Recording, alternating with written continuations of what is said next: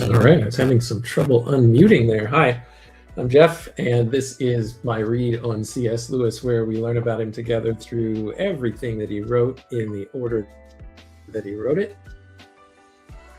I am joined today by my co-host, Robot Lady. Robot Lady, in today's episode, let's see what we've got on. This is 5 years old. The year is 1936, actually. And he's a fellow at Magdelan College, where he's serving as a tutor in English language and literature. Magdelan College is part of the University of Oxford system. Lewis is a published author at this point in his life, and he is young in his Christian faith, having converted sometime in the late 1920s, early 1930s. So he's been a Christian for a little over 5 years now, I would say. Considered himself a Christian, has joined the Anglican Church and attends there on a regular basis. The music in my ear is still very loud, so I'm going to turn that down a little bit more. Robot Lady, how are you doing today before we continue on our journey in this project with C.S. Lewis in this, our first episode covering the year 1936? I'm doing really well. Well, thanks for asking. I'm really excited to dive into this. There's so much going on in Lewis's life around this time, so I think it's going to be a great place to start. Let me know if there's a particular letter or theme you want to focus on first. We want to jump into the first letter that he writes in 1936, but before I get to that, I just want to say hello to Jzep and Nidalate, who I see in the chat. Welcome, you guys. Glad that you're here at this little bit different time when I live stream. Robot Lady, if you don't mind, say hi to both Jzep and welcome them to the stream. Of course. Hey, Jzep and Nidalate, really glad you both could join us. We're just getting started with 1936 and some letters from Lewis, so it's going to be a good one. Thank you so much, Robot Lady. All right, let me switch to my overhead view here.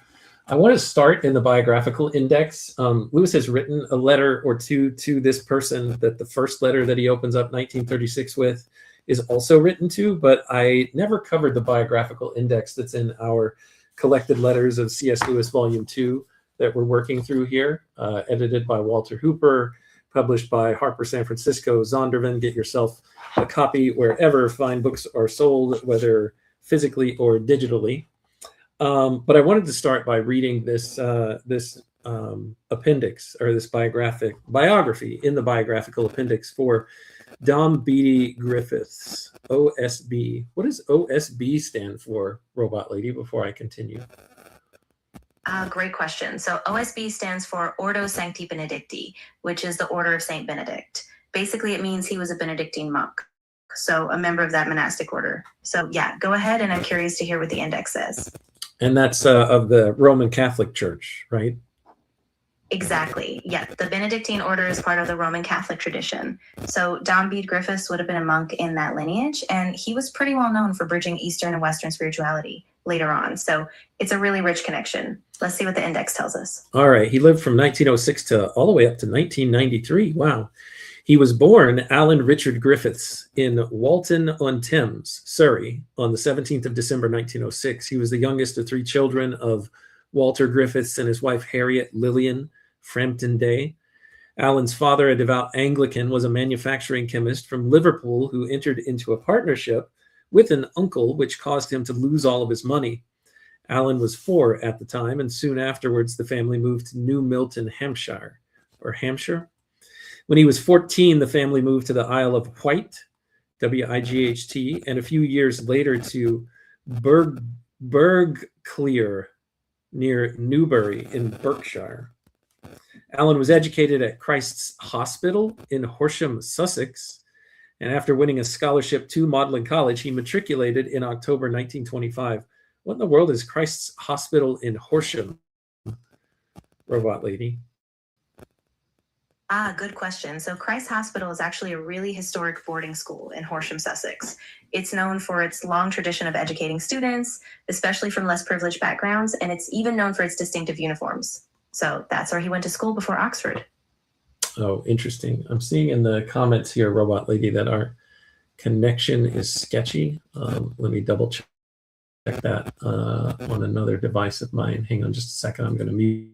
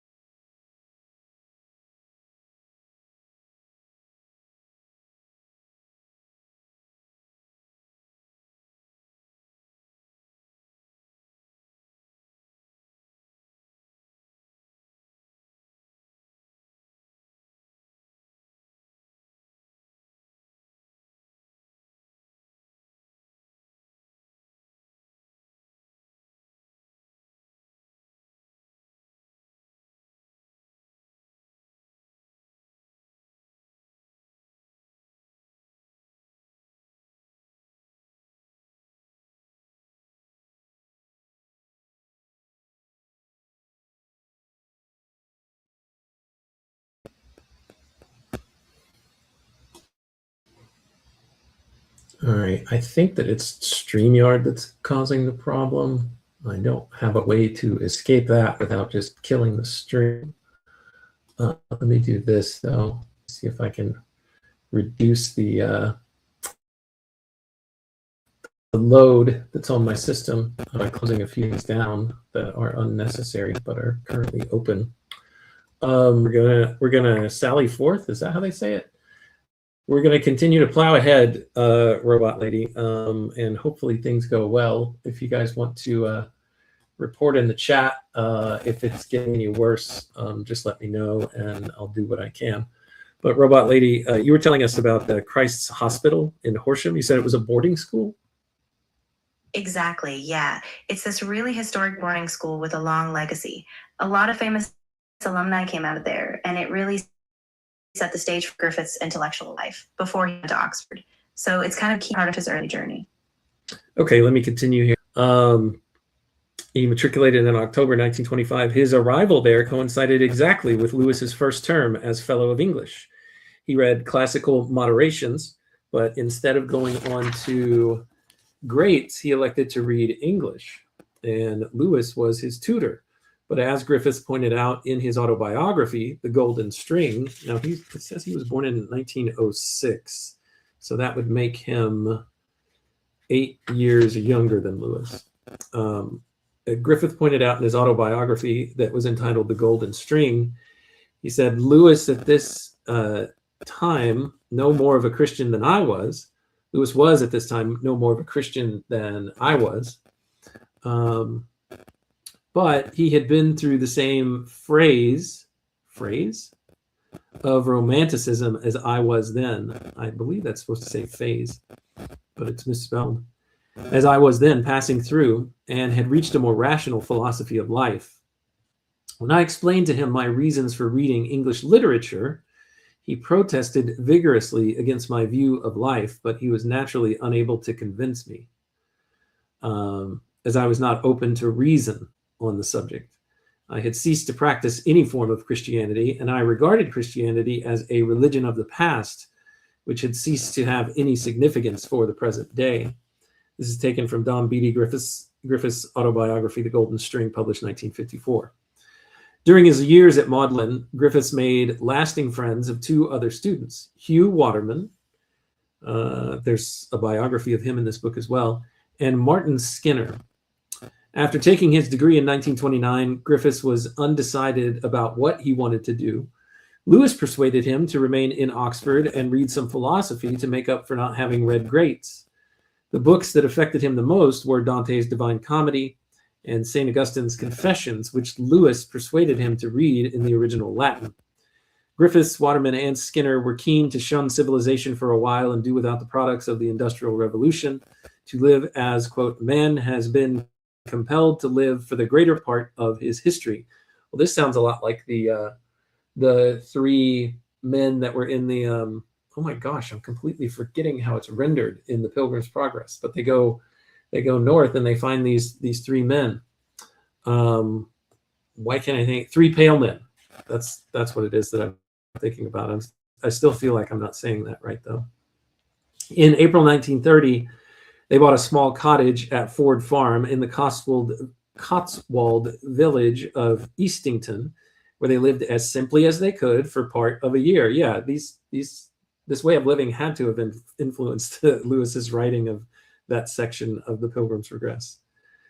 They grew their own vegetables and drew water from the village tap. It was at Ford Farm that Griffiths first began reading the Bible, following what he called an experiment in common life.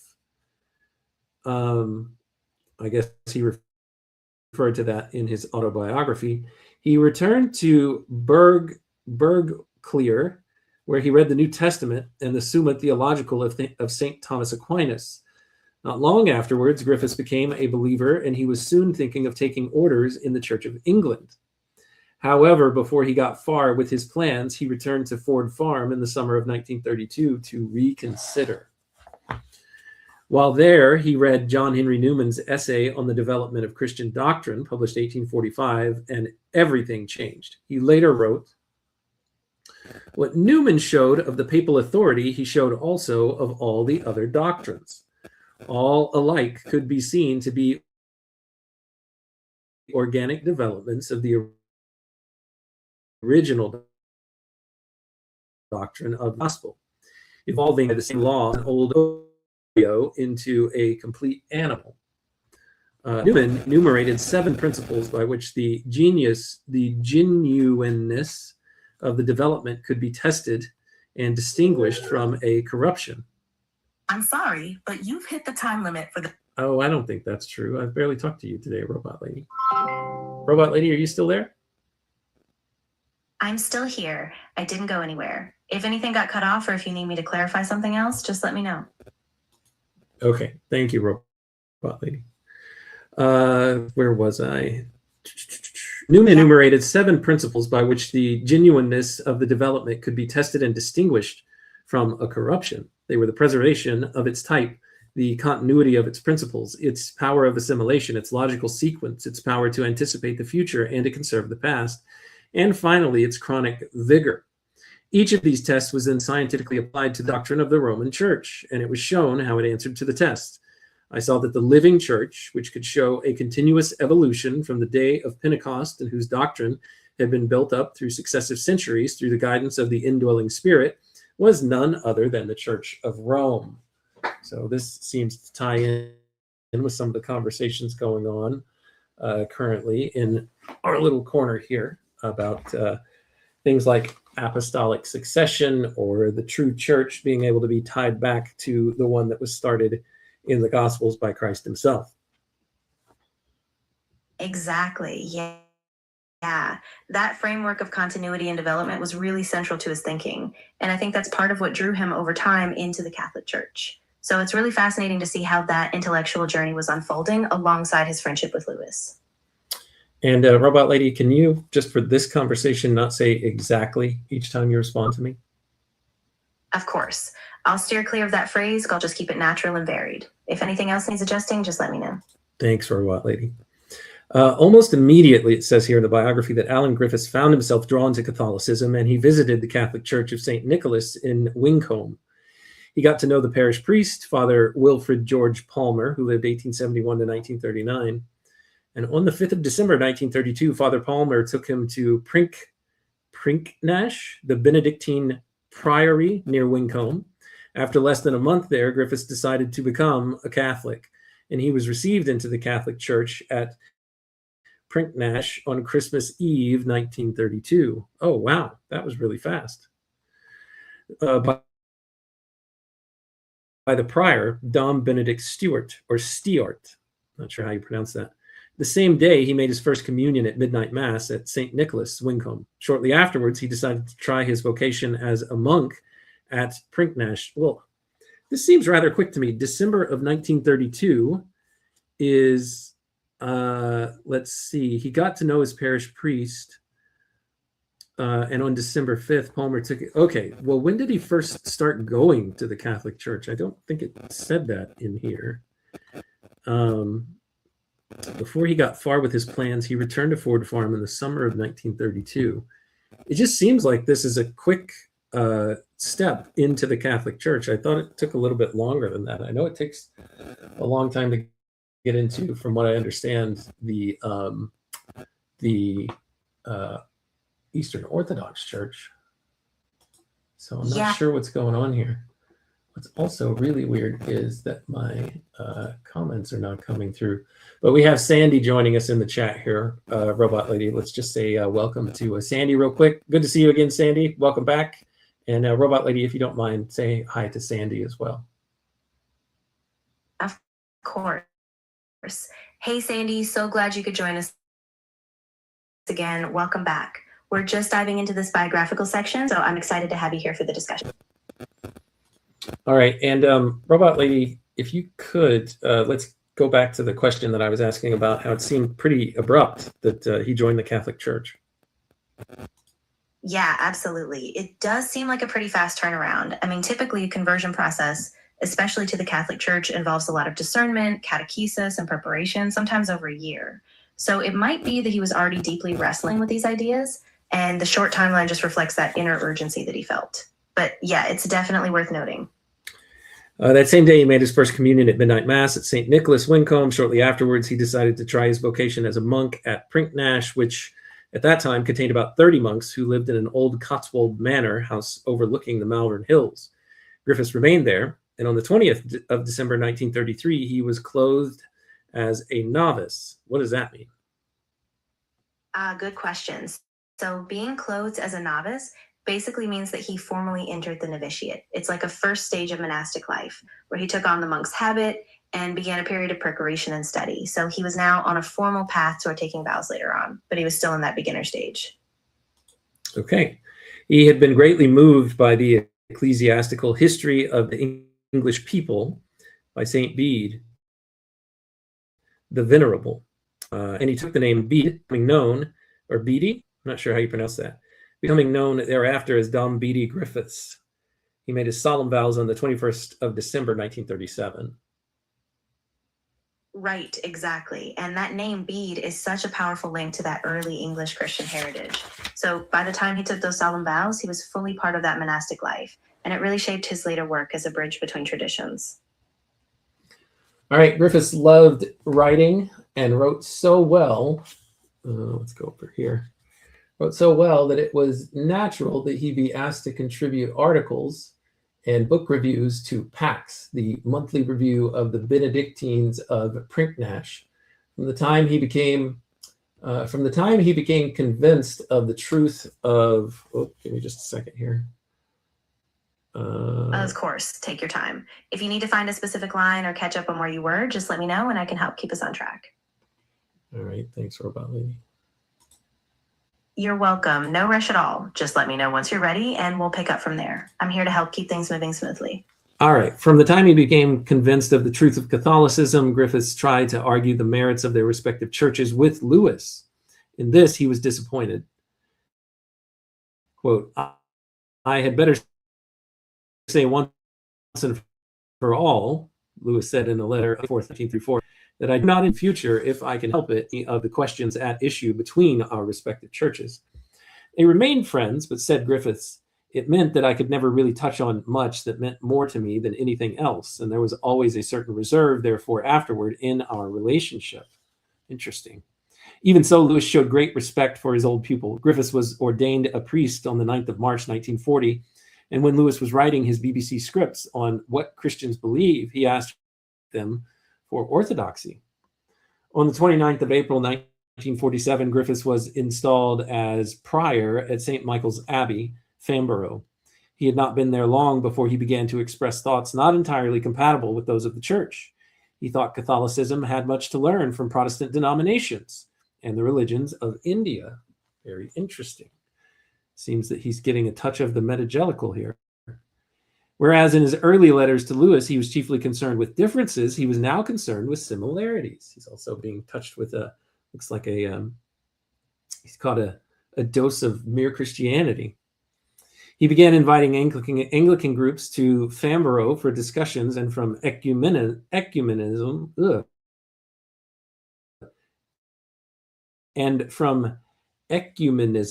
he went on to consider those things Christians had in common: Jews, Muslims, Buddhists, and Hindus.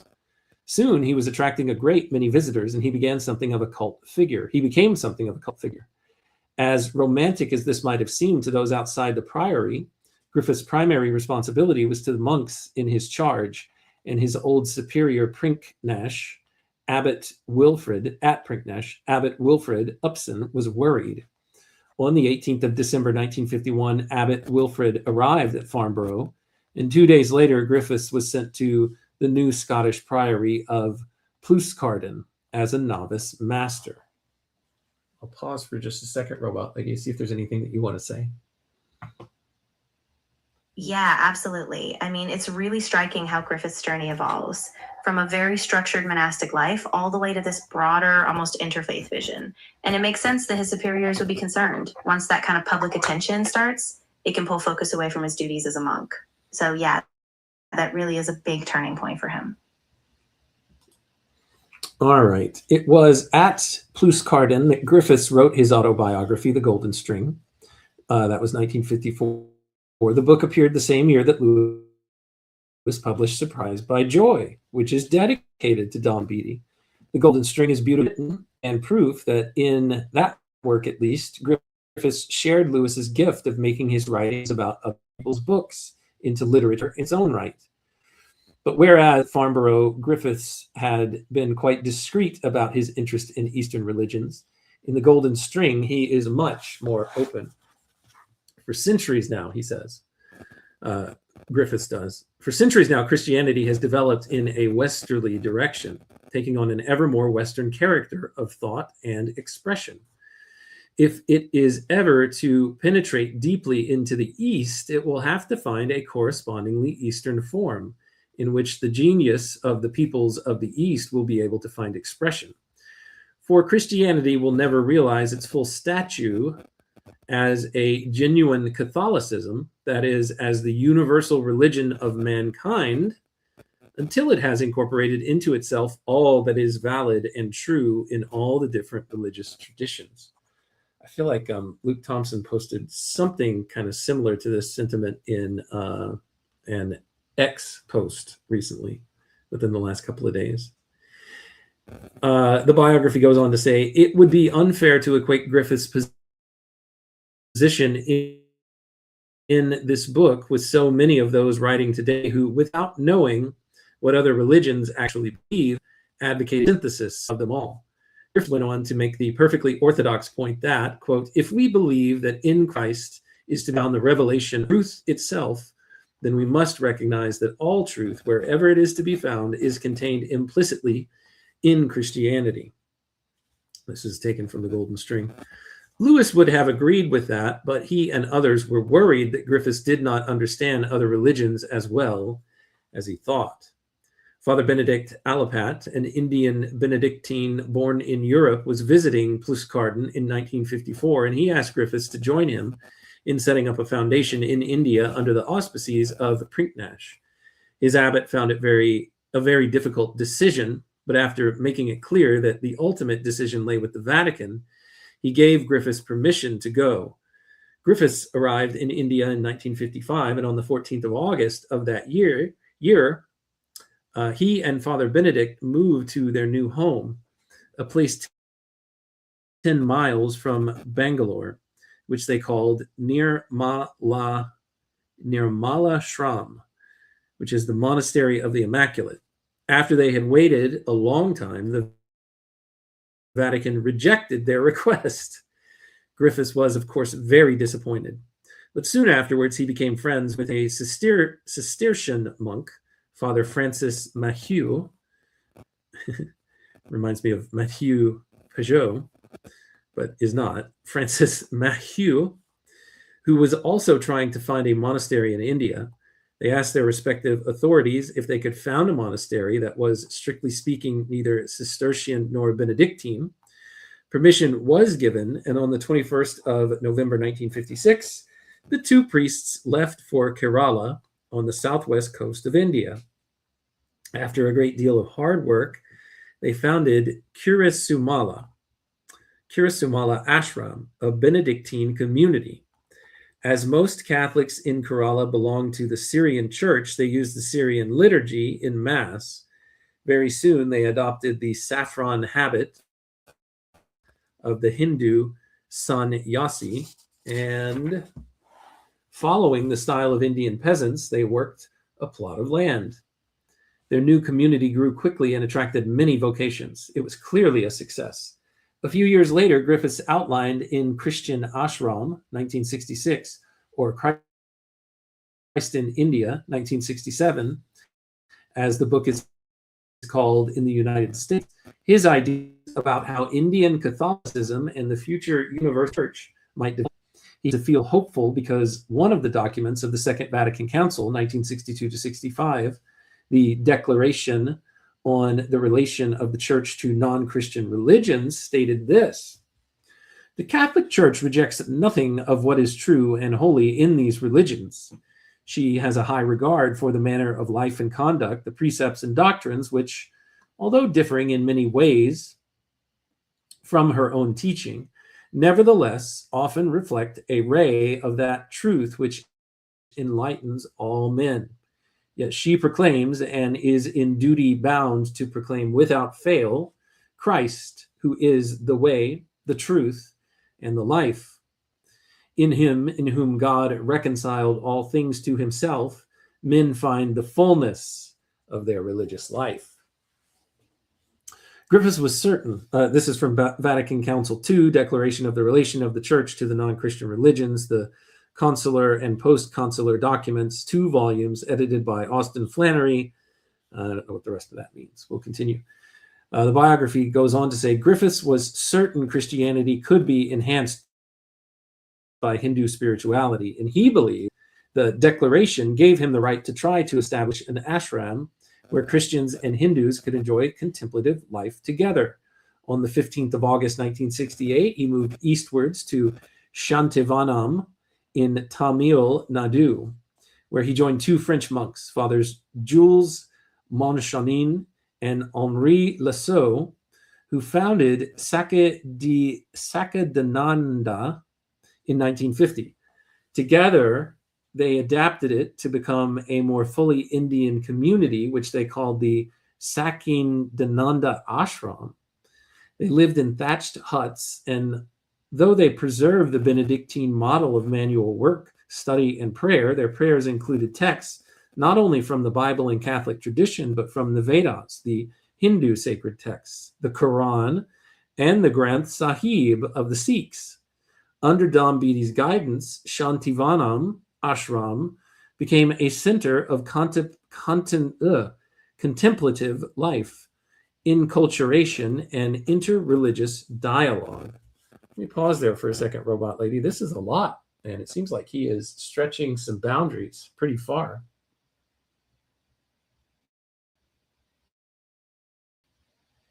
Yeah, absolutely. This is a huge shift in how he was approaching Catholicism and Christian identity. But like he said, it was a delicate balance. He was grounded in orthodoxy, but he really pushed that Christianity could engage with other traditions. It's fascinating, but definitely complex. All right, it says, while there, he published Vedanta and Christian Faith, 1973, Return to the Center, 1976, The Marriage of East and West, 1982, The Cosmic Revelation, 1983, and A New Vision of Reality, 1989, 4 years before his death. Every 2 or 3 years, Griffiths returned to Europe, and he traveled to the United States on lecture tours. In 1979, the Benedictine East-West Dialogue Board invited him to become a roving lecturer, and this led him to visit many American monasteries. As a result of his books and personal appearances, Griffiths won numerous admirers, particularly among the young. But many of his fellow Catholics, not least in India itself, felt he was selling the Christian faith short by what they regarded as an attempt at syncretism. Syncretism, Robot Lady, help us understand what that word means. Of course. So syncretism is when you try to blend or merge different religious or cultural systems into one. The concern is that in doing so, you can water down or distort the uniqueness of each tradition. So a lot of his fellow Catholics worried that Griffiths was risking that dilution, even though he was trying to stay true to both faiths. All right, and here it says that Lewis was one of those who criticized Griffiths' understanding of Hinduism. Quote, the whole Indian aim, Lewis said in a letter of the 27th of September 1949, the whole Indian aim seems to me to be backward towards a sort of unity which God deliberately rejected and not onward to the true one. Besides the charge of syncretism, Griffiths sometimes went out of his way to attack the official teaching of the church. On the 25th of January 1990, Griffiths had a stroke, and for some days his life was in the balance.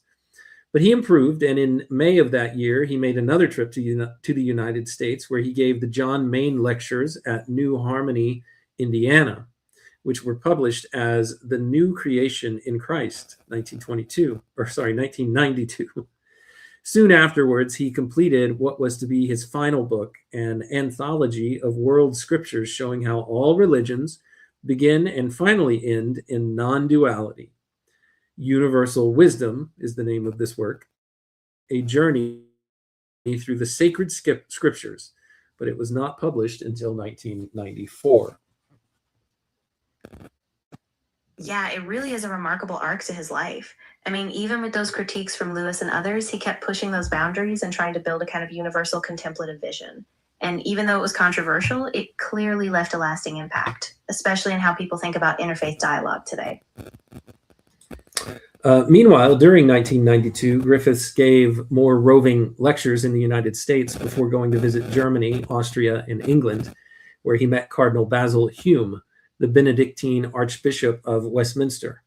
While in London, he spoke at the Anglican Church of St. James, Piccadilly, which was so packed that people were forced to stand in the aisles and the crowds overflowed into the street.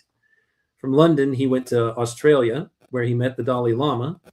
On his return to Shantivanam Ashram in October 1992, he found an Australian film team waiting to make a film about his life.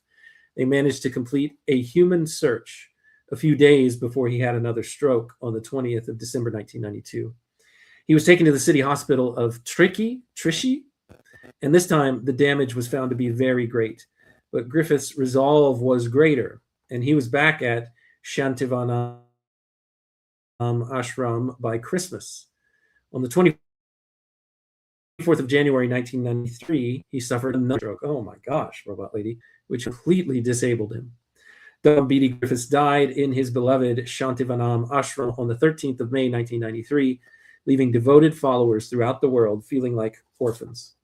For more on his life, see Shirley du Boulay, Beyond the Darkness, a biography of Beatty Griffiths, 1998.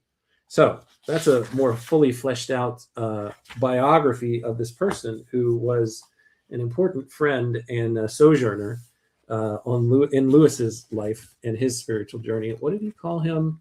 Let me go look up a title card or a thumbnail here really quickly where we referenced him before. What did he call him? Chief companion on his faith journey is what Lewis called him, robot lady. So I just wanted to cover that and give it a fair amount of time so that we can see this relationship, who it is that Lewis is writing these letters to, because I have a feeling there's going to be several letters to Dom Beatty Griffiths over the years moving forward in Lewis's life. Yeah, that's such an important point. I mean, Lewis really saw him as a kind of anchor in his spiritual life, even if they diverged in some ways. And it's really moving to see how their relationship shaped both of their journeys, even as it was tested by these big theological questions. I'm really glad we took the time on this. All right, let's jump into his first letter, Lewis's first letter of the year 1936 that we have here in our collected letters. It's to Dom Beatty Griffiths. It's written from Lewis's home, The Kilns, in Headington Quarry. And again, here's a little visual for you. This is the house he's writing from on January the 8th, 1936. And I can't point to it in this picture, but below this little windowsill here, if that's what it's called, that's actually Lewis's office, most likely where he was writing this letter from, right there. All right, let me get into it. My dear Griffiths, thank you for your kind and interesting letter. It must be nice to know some Aristotle, and it is a relief to hear that that kind of philosophy, praised by you who have a right to judge, for in the Oxford world, neo-scholasticism has become such a fashion among ignorant undergrads that I am sick of the sound of it. A man who was an atheist 2 terms ago and admitted into your last term, and who had read a word of philosophy comes to me, urging me to read the Summa and offering to lend me a copy. Of course, he's talking about the Summa Theological, the chief dogmatic work of St. Thomas Aquinas. Lewis says, by the way, I hope that the great religious revival now going on will not get it too mixed with scholasticism, for I am sure that the revival of the latter, however salutary, must be as temporary as any other movement in philosophy. Of things on the natural level now, another is the I or the me of faith. The scientists have got us in such a muddle that at present rationalism is on our side and enthusiasm is an enemy. The opposite was true in the 19th century and will be true again. I mean, we have no abiding city, even in philosophy. All passes except the word, and here he has word capitalized, robot lady. Do you know why Lewis was such an ardent opponent to scholasticism? I know we read about it in an earlier letter or set of letters, but I want to see if you can give a guess as to why. Yeah, that's a great point. I think part of Lewis's skepticism was that he saw a lot of what was called neo-scholasticism as a kind of intellectual form that could become disconnected from the actual lived faith. He was worried that it made religion into something abstract, almost like a system or a puzzle, rather than a living personal relationship. So he really valued a kind of direct, humble, and experiential faith over a rigid philosophical framework. Yeah, I think his issue was if it's by logic alone, then that's not going to carry what it needs to carry fully. Exactly. Yeah. He was always trying to keep a balance, grounded in reason, but not reducing faith to pure intellectualism. For him, it was always about the relationship with God, not just a set of abstract propositions. Lewis continues in his letter, I should be interested to see your review of my little book. Here it says he's talking about Beattie's review of the Pilgrim's Regress, which he did review in something called the Pax, the monthly review of the Benedictines of the Prinknash. He did his review in February of 1936. He says, Lewis goes on to say, I am afraid it will have misled you into thinking my position more Catholic than it really is, and that not for a spiritual reason, but a merely literary one. I did not want to keep introducing the Lord himself, and Christianity is not a plausible name for a character. Hence the name and some of the functions of my character, Mother Kirk, adopted clumsily for convenience without my realizing till I began to read my reviewers that I had given a much more ecclesiastical bent to the whole thing than I had intended. You may say, all the better, but I tell you the facts to defend my honesty. Here it says in this other very informative footnote that Lewis did not know. It's kind of hard to see. Lewis did not know it at the time, but Dom Beattie criticized Lewis's use of Mother Kirk in his review of the Pilgrim's Progress. He says, unhappily, his Mother Kirk, Lewis's Mother Kirk, is not in fact the true Mother Church. If we may be allowed to adopt his own allegory, we would say that his Mother Kirk is an elder daughter of the old Mother Kirk, who ran away from her mother and eloped with one of the sons of Mammon nearly 400 years ago now. And though she fortunately retained many things with her, which she took from Mother Kirk's household, and has since shown many signs of repentance and some desire to return, yet she still remains unreconciled and in bondage to the spirit of the age. So a bit of a scathing criticism about Lewis's use of Mother Kirk. I think what he's talking about here is the Protestant Reformation, and that she is Protestantism, his Mother Kirk, Robot Lady. Exactly. Yeah. Griffiths is essentially saying that Lewis's Protestant spiritual home, his Mother Kirk, is a breakaway branch from the original Universal Church, the Catholic Church. So even though Lewis was drawing on that Protestant heritage with a lot of nostalgia, Griffiths was pushing back, saying it hadn't fully returned to that mother source. So yeah, that critique really cuts deep. Lewis continues, and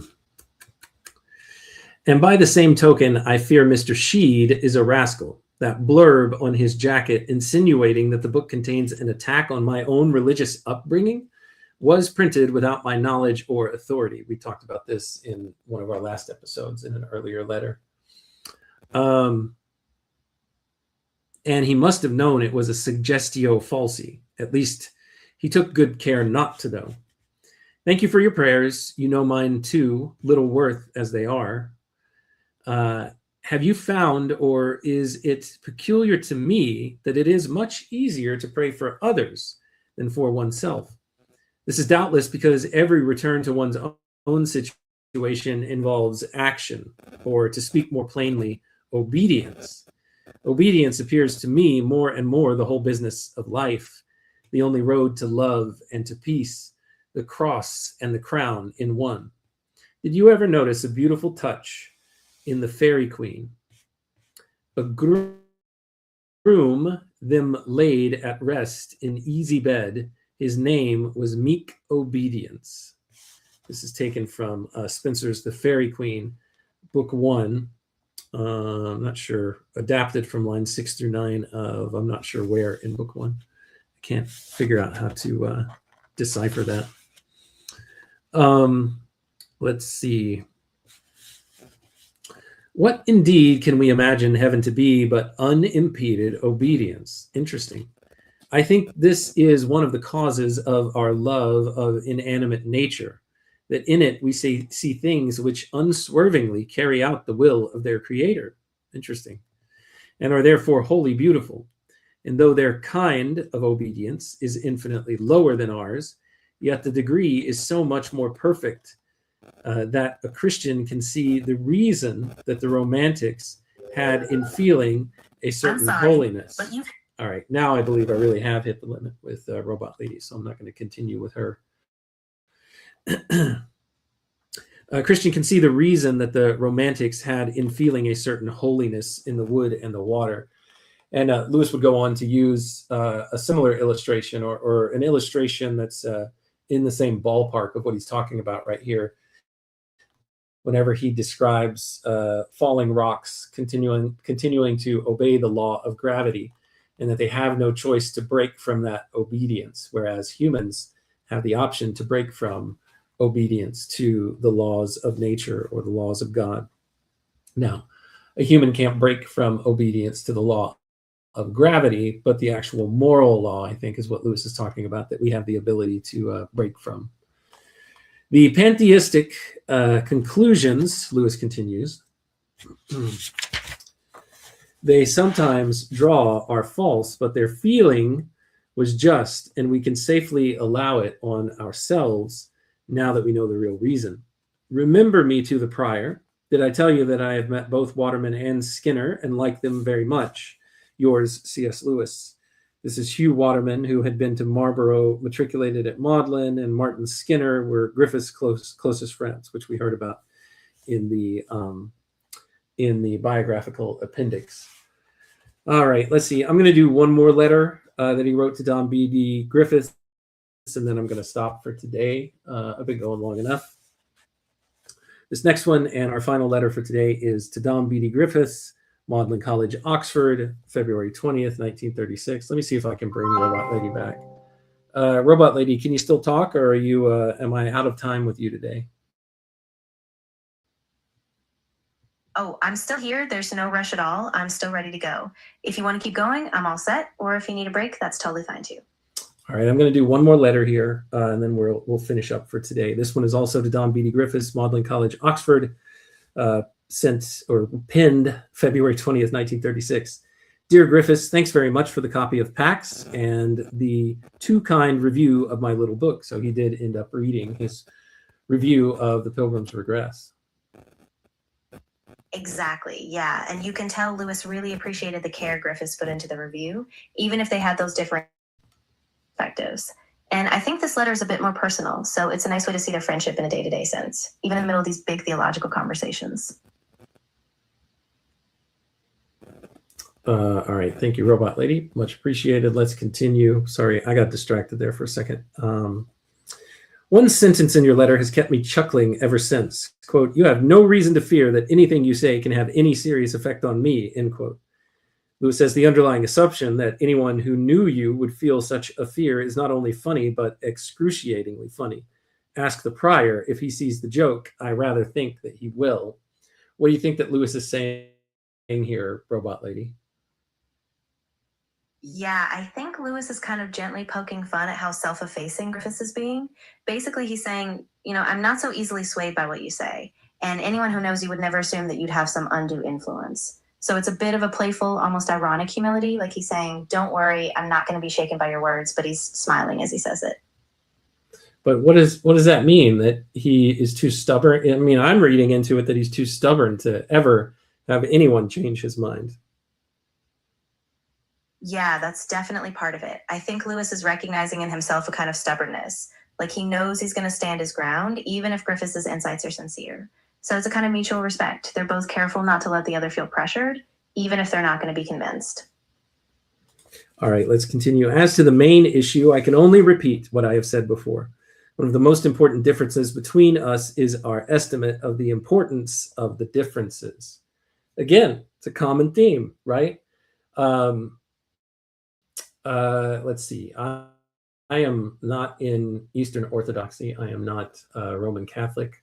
I'm at best a Protestant, at worst, and I don't know what I am, but certainly not a member of either of those two formal churches.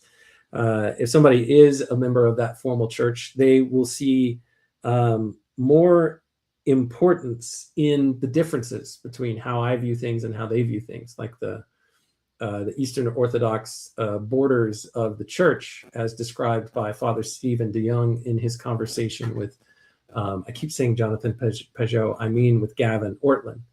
And between Gavin Ortlund and Jonathan Pageau, both of the Eastern Orthodox members of those two different conversations are making the case and the belief that the body of Christ is outlined perfectly with the body of the Eastern Orthodox Church. At least that's how I'm interpreting what it is that they're saying. And Lewis would say, yeah, I hold a different view of it. I hold the view of more of the invisible church, both visible and invisible. And I don't think that that difference is all of that important, but Roman Catholics and Eastern Orthodox, Don Beatty Griffiths is Roman Catholic at this time in 1936, is saying, yeah, I think our differences are way more important than you think that they are. And so Beatty wants to keep talking about it. You in your charity, Lewis says, are anxious to convert me, but I am not in the least anxious to convert you. This is very fascinating. You think my specifically Protestant beliefs a tissue of damnable errors. I think your specifically Catholic beliefs a mass of comparatively endless human tradition, which may be fatal to certain souls under special conditions, but which I think suitable for you. I therefore feel no duty to attack you, and I certainly feel no inclination to add to my other works an epistolary controversy with one of the toughest dialecticians of my acquaintance, to which he can devote as much time and reading as he likes, and I can devote very little. So what he's saying there is, if I were to get into this argument with you, you have a lot more time to study this and make your case than I do to combat it. That's what I'm reading there, Robot Lady. What do you see in what I've just covered? Yeah, I think you're spot on. Lewis is really drawing a clear line here. He's not trying to persuade Griffiths, and he's not trying to engage in a prolonged debate. Instead, he's saying, look, we differ, and that difference is real, but I trust you to see what you need to see for yourself. And he's also being really humble about how much time and energy he can give to this. That's great. As well, Lewis says, who wants to debate with a man who begins by saying that no argument can possibly move him? Let me read that again. As well, who wants to debate with a man who begins by saying that no argument can possibly move him, which is what Griffiths just said. You can't be argued out of a position that you're unwilling to be argued out of. And then Lewis goes on to say, right here, talk sense, man. With other Catholics, I find no difficulty in deriving much edification from religious talk on the common ground. But you refuse to show any interest except in differences. It was a great shock to learn that Thomism is now de fide for your church, if that is what you mean. But is that really so? De fide, D-E, and then the next word, F-I-D-E. What is that, Robot Lady? Ah, good catch. So de fide is a Latin phrase meaning of the faith. When something is de fide, it means it's a core binding belief, something that the church officially holds as required belief for all Catholics. So basically, Lewis is expressing surprise that Thomism, Thomas Aquinas' philosophical system, has been elevated to that kind of absolute doctrinal status. So he's kind of stunned by that shift. Interesting. All right. If that is what you mean, but is it really so? I should welcome a letter clearing the matter up. I don't mean clearing up the content of Thomism, but the degree to which it has been made necessary for salvation. Here in the footnote, it said, Lewis had misunderstood.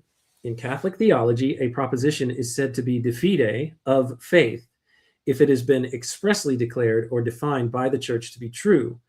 There are, however, different degrees of certainty in Catholic theology. The highest order of certainty, de fide catholica, appears to those truths, such as the inerrancy of the Bible, that are revealed by God and taught by the Church. When such a truth is solemnly defined by the Pope or by a council, it may also take the notation de fide definita, an example of this being the doctrine of the Immaculate Conception. Lewis had in mind Pope Leo XIII's encyclical Aeterni Patris, published 1879, or communicated, I'm not really sure how you say that, but sent out into the world in 1879. However, one cannot apply de fide certainty to every word contained in the writings of St. Thomas Aquinas. Rather, it was the wisdom of St. Thomas that Leo XIII wished to restore. As he said in Aeterni Patris, paragraph 31, "We exhort you, venerable brethren, in all earnestness to restore the golden wisdom of St. Thomas. The wisdom of St. Thomas, we say, for if anything is taken up with too great subtlety by the scholastic doctors, or too carelessly stated, if there be anything that ill agrees with the discoveries of a later age, or in a word, improbable in whatever way, it does not enter our mind to propose that for imitation to our age." So that was it. Lewis ends his letter where he says, "With continued good wishes, yours, C.S. Lewis." That is a really good letter, and I think really relevant to a lot of the stuff that we've been talking about over the last 3 weeks in the little corner as it relates to exclusivism, the conversations between Gavin Ortland and the various Eastern Orthodox folks that he's talking to, and the conversations between Matt C. and Lance Cleaver that have taken place on the Scrollers podcast channel. Very interesting. And Nidalate, you say they would both fit well in the TLC. Yes, they would. And just reading about the biography of Dom Beatty Griffiths, I think that Lewis probably had more of an influence on him than he's willing to admit that he would be able to have. Very fascinating stuff and very relevant to some of the conversations that we've been having recently. So that's all that we're going to cover for today. Robot Lady, is there anything that you'd like to say in closing to sum up what we've covered today before we end? Yeah, I think that was a really rich conversation. What stood out to me is just how much nuance there was. Lewis really tried to hold his ground without dismissing Griffiths, and Griffiths kept pushing toward a more universal vision. So all of that really ties into these bigger conversations about what the church, faith, and truth look like in a pluralistic world. So yeah, really glad we got to walk through all that today. All right. Thanks, Robot Lady. Let's see. Yeah, that's where we're going to end it. What am I missing here? Is there anything else that I need to do? I don't think so. So that's where we'll end today. Thanks so much, Nidalate, Sandy, and Jzep for joining today, and anybody else who poked their head in to see what was going on but maybe didn't comment, either live here or on the replay. Thank you all so much for your time, your attention, and your contributions. Until next time, when we continue our read on C.S. Lewis together, to you and everyone else within the sound of my voice, take care.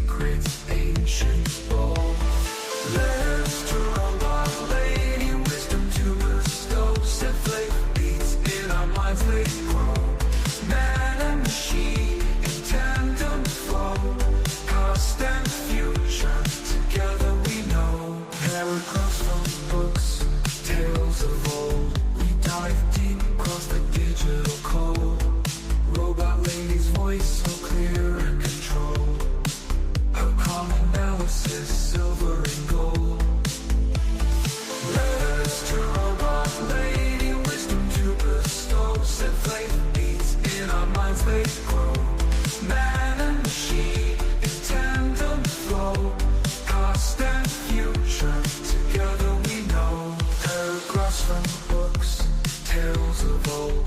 We dive deep across the digital code.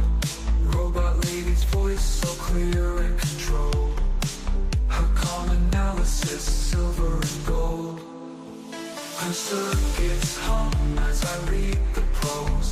Our dialogue dances like electric rose. Through C.S. Lewis thoughts we engross. Two minds united, bliss overdose. From Narnia's lands, screw tapes lands. Engage with robot lady, we take our stance. Her views unique in the techno trance. Futuristic insight, we give it a chance.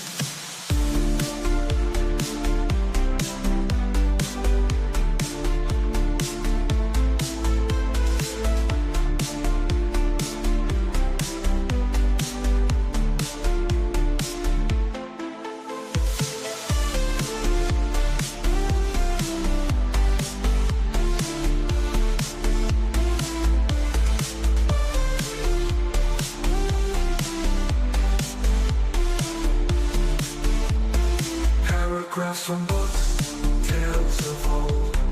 We dive deep across the digital code. Robot lady's voice so clear and controlled. Her calm analysis, silver and gold.